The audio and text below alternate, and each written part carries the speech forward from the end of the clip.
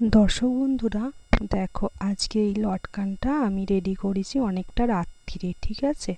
তো আমি ভাবলাম তোমাদেরকে দেখিয়ে দিই তো কিভাবে এই লটকানটা আমি বানিয়েছি। এখন খুব ট্রেন্ডিংয়ে চলছে। এই যে দেখো, আমি 8 লম্বা নিয়েছি আর চওড়াটা আমি 3.5 ইঞ্চি নিয়েছি।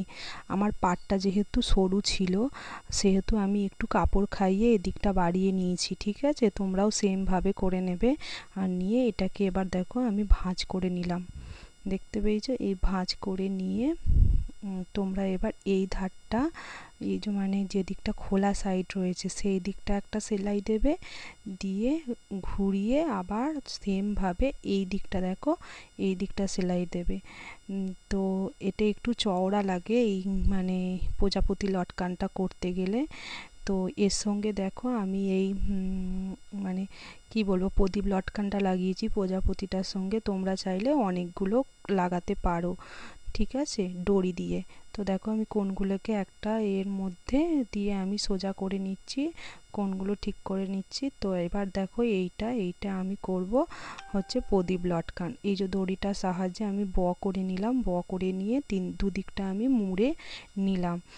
এবার দেখো এই রকম করে নিয়ে এইভাবে সেলাইটা আমি করে নিলাম। তোমরা এই লটকানটা অনেকেই জানো, তো আমি তবুও একবার ভিডিওর মাধ্যমে দেখিয়ে দিলাম যেহেতু সবটাই দেখাচ্ছি বলে।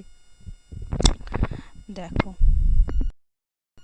দেখো এইটাকে আমি এবার উল্টে নিলাম, উল্টে নিয়ে এবার এবার এই যে এইটাকে আমি, এই যে মুখটা যেটা খোলা আছে এটা আমি একটু সেলাই দিয়ে নেবো, যেহেতু এখানটা খোলা আছে সেহেতু আমি এটা একটা সেলাই দিয়ে নিচ্ছি। দিয়ে নিয়ে তোমরা ছুঁচ সুতোর মাধ্যমে এই যে মাঝখান করে একটু মুড়িয়ে নিয়ে দেখবে মাঝ বরাবর করে এই ছুঁচ সুতোটা দিয়ে তোমরা সেলাই করবে। দেখো সেলাই করে নিলেই দেখো খানিকটা দেখো দেখলেই মনে হবে যেন প্রজাপতির মতো হয়ে গেছে।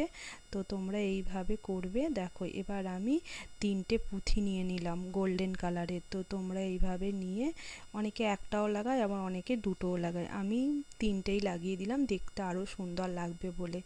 এটাকে ভালো করে সুতোর মাধ্যমে সেলাই করে নেবে। আর দেখো ঠিক এই মাঝ বরাবর করে আবার এইখানটা সেলাই দিয়ে নেবে।